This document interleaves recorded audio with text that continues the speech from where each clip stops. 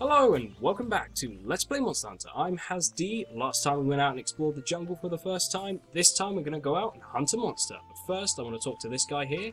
Hello. Listen to this. My friend saw one of those bird-like monsters called the Yian Kut-Ku in the jungle.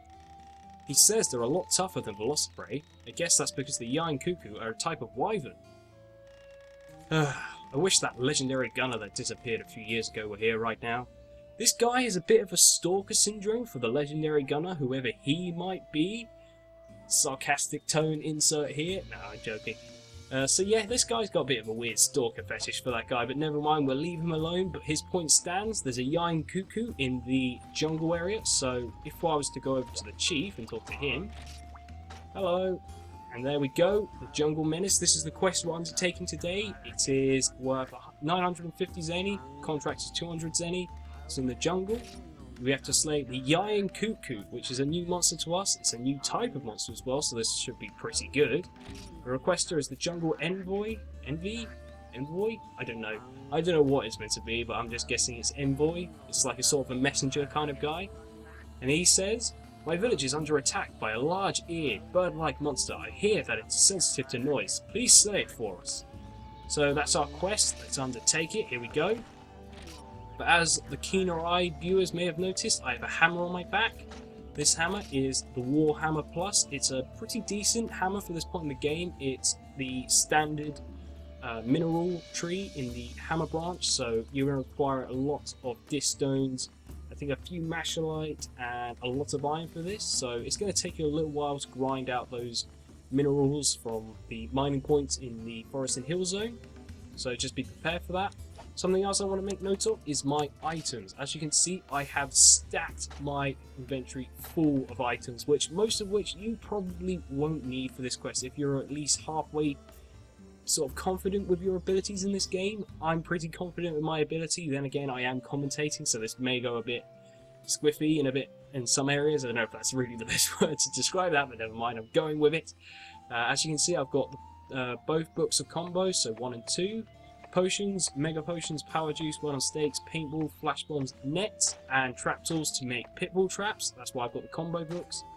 Small barrel bomb, large barrel bombs, just because I want to take a bit of damage off, cut this down a bit.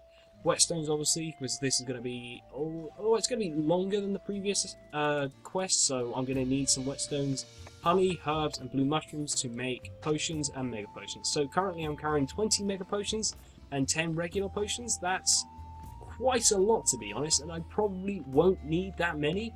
Hopefully I won't need that many, but never mind. Let's start the quest. So here we go. This is our first epic quest that we're going on in this game. It took a little bit of a long time to get to it. I mean, we're about, I don't know, a third or a quarter of the way through 3-star. That's a bit long before we can go out and hunt our first big monster. The reason why I want to go over the jungle before is so that this is a lot easier to navigate and I don't have to explain things. So let's head over to this chest, grab a map, whetstones, all the other good stuff. There's no space left for that. I didn't plan this out right. Oh well.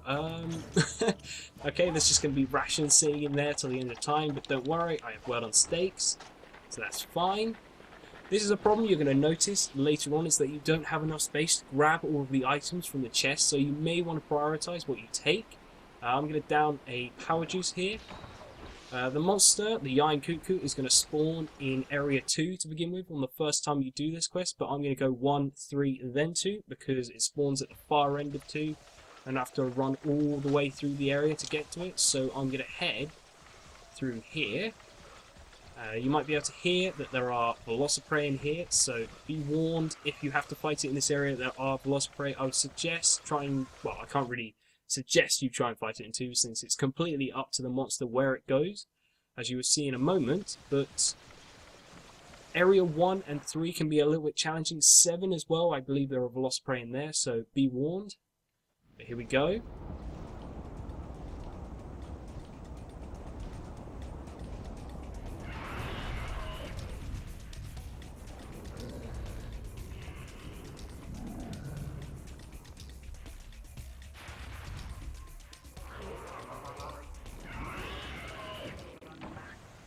Okay, here we go. This is the Yian Kut-Ku. The Yian Kut-Ku, a bird-like wyvern with a huge beak and large ears.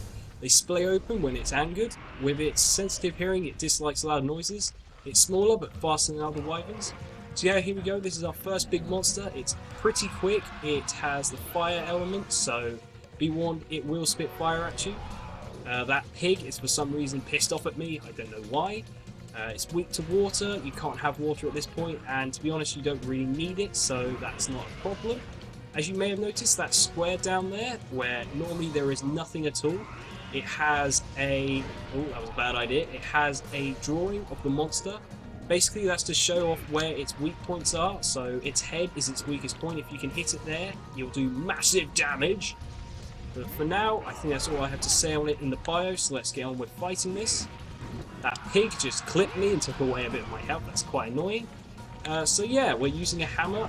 I normally use a hammer when I'm just fighting this thing just on my own, just so that I can just get a bit of money, because this is the quest, or this and its equivalent in the Forest and Hill is the one where I go out and just hunt it for money, because you can make a lot of money off of this creature. So a hammer's a very good idea. Something to note about hammers is that in later quests you'll be able to break parts off of monsters. Hammers can't do that unless, well, I don't know if there are any in this game, but certain monsters you can break parts off of it. I've really got to pick up my game here because I'm getting owned because I'm explaining things. Something you may have noticed I did was paintball it so that I can always track it. Something else I'll suggest if you're using mega potions and potions and you have the stuff to combine to make them is that... oh, get out of the way, that pig saved me for once. Oh dear, what is going on? This is not going well for me. Something you may have noticed is that I used the mega potion before the regular potion. The reason I did that is because you can heal off more health with the mega potion, obviously, and to be honest, that's probably the best way to do it. But if I try and get a hold of my commentary a bit and talk more about hammers, as you can see, they don't have any guard. Instead, they have a charge up ability where if you hold down R1, you can charge up ability. Normally what I'll do is charge it up, and then when you see that flash, if you stand still and release, you'll do that big overhead smash. If you're moving, you'll do a spin attack, which I wouldn't suggest doing because you are going to get destroyed. There we go, I've knocked it down. This is what it looks like when you do a combo. If you press left or right, you'll do that sort of side swing sort of thing. So it's like that. Oh, maybe not quite like that, and I just got stepped on. That was probably not the best time to show that off. But then if you press up, up, up, you'll do that overhead smash, and you can do a lot of damage that way. That pig is finally out of the way. As you can see, this is one of the Yian Kut-Ku's main characteristics. It runs like a complete idiot, so be warned. So let's charge up attack, and okay, it's making a run for it. I believe it's leaving the area, so we're going to want to follow it. This is why I paintballed it. It makes it quite easy. But since it's flying away, I'll just quickly show off some of this weapon's attacks. So you can do a side swing like that, and then follow that up with an overhead smash like that. That does a lot of damage, and it's quite a useful way of fighting things. The charge attack, if you don't charge it all the way up, you'll just do that. If you just press it once, you'll do that, which can be quite useful against smaller monsters like Velociprey, so that's quite a good way of fighting things. But for now, I wanted to drink another power juice before coming back in here. So it's down that. There we go. And I think I'm going to start to use some of my items. So let's look for a good moment. This is probably a good moment to unleash that. There we go. Flash bomb it. Even though it's flash bomb, a Yian Kut-Ku will still attack you. So be warned about that. Something else to make note of is this creature has quite high defense, and what I mean by that is that some parts of its body are quite hard, so your weapon, if it hasn't got high enough sharpness, will bounce off. Unless it's a hammer, because hammers can't bounce off unless the sharpness, well, not the sharpness, the defense is way too high. So I'd be warned about that if you're using other weapons. As you can see, the head is its weak point. It's where it's got the least amount of armor on it, because I don't know why, because that's where the beak is. I don't get why that's the case, since that's probably the hardest part of its body, realistically, but oh well. That's where you want to aim. Just get in there, smack it. Oh, I missed. Oh dear. Yeah, I tried to be clever and I got destroyed. Never mind. Oh great, and my map has been stolen. Oh well, I'm not going to try and get that back because, well, I've got more important things to worry about. But my map. Damn it, pigs! This is the thing I was talking about earlier, when monsters will literally just completely piss you off because they keep getting in the way. Something else to make note of is when you use the charge attack from the hammer, it will slowly decrease your stamina. And if it goes all the way down to the bottom, it will eventually just release and use the attack. Oh, god damn it. Now it's stolen my mini whetstone, and I didn't get a chance to attack it fully. Ooh, that was lucky. Okay, this is something quite new. It goes into rage mode. You can tell it's in rage mode because it's going to be a lot faster, a lot more powerful, and a lot more aggressive. Also, you can see fire coming out of its mouth. See, like that? Normally I would have got an attack in there, but it's just too quick for me and it just destroyed me. Something I may have not gone over in full detail before is that, as you can see, my health, it was red there. That means that it can be recovered slightly. I haven't really had to go over that before because you don't really see that a whole lot. Great, it just ran me again. I've got to stop doing that. So yeah, that's something you've got to be careful of. Let's just readjust my angle here. Got to wait for an opening, that's good. There we go. Smack it in the face. If you charge up an attack when there's wind like that, that air, that white stuff that looks like smoke, that's wind. Basically, it's going to blow you away, and if you're not careful, you're gonna flinch. So you're gonna wanna be. Oh, and I'm dead. Wow. Okay, first real monster of this game, and I'm already dead. Fantastic.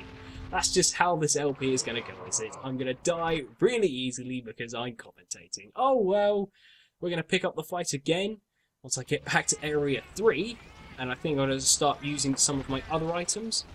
So let's get off my butt, and it's this. As you saw, that trolley that just disappeared into the wall, you may have seen that in the area when we were in the Forest and Hills, when we went to the Lion's Den, where you saw that trolley in the bushes, and I said, prepare to see that a lot. Yeah, you're going to see that a lot, because that's what carries you back every time you die. You have 3 lives, so you can die twice. I've only died once so far, so I've still got another 2 tries. I have to think about that then. Oh well. So let's go in here. I'm going to start off with a pitfall trap. Just try and drop it in that, and then drop some large barrel bombs around it to take off a lot of damage. So it comes down. Where is it? Is it landing? Where is it? Okay, it's landing. Oh, I'm too close to it, and it's done that. Right. As you can see, since it killed me, it's not in rage mode anymore, which is quite nice, and it's going to make this a lot easier. Okay, let's get out of the way just a bit. I think I'll drop it here. It's going to do that. I think I'm just out of range. There we go. It takes a couple of seconds to set up a pitfall trap, so be warned. Okay, let's drop some large barrel bombs. 1, 2. You can only have 2 out at a time. It requires a small barrel bomb or some sort of attack to set it off. Let's drop another one. As you can see, its ear's gone back. That means that it's very close to dying. There we go. Bam! Right. Let's just lay into it now. Okay, it's escaped.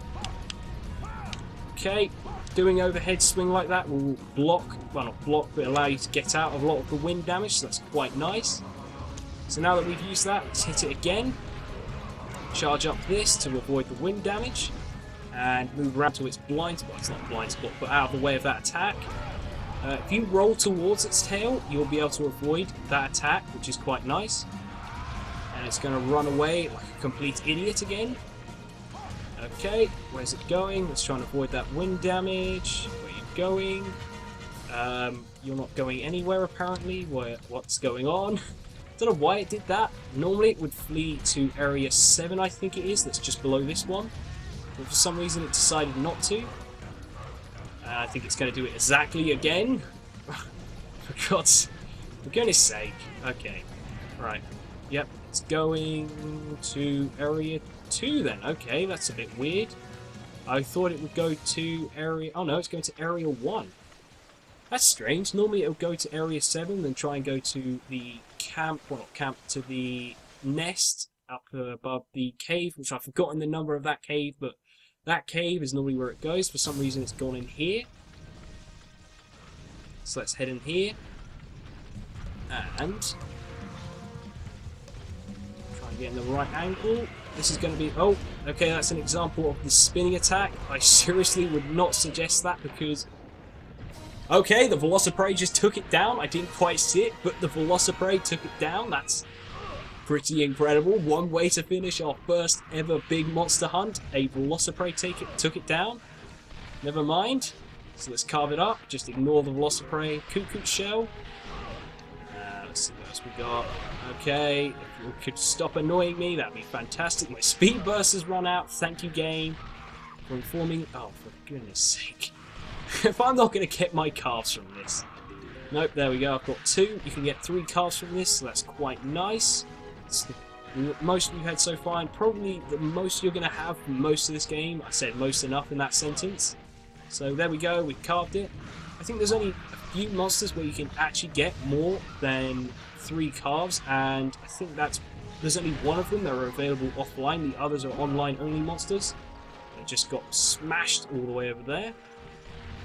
Something I was going to say that you can do, if the Yian Kut-Ku is just about to land, you can hit it with a hammer and it will fly around, and you can try and hit it with a flash bomb for a really effective hit. Well, not effective hit, but it stuns it really nicely if you can get it while it's in midair.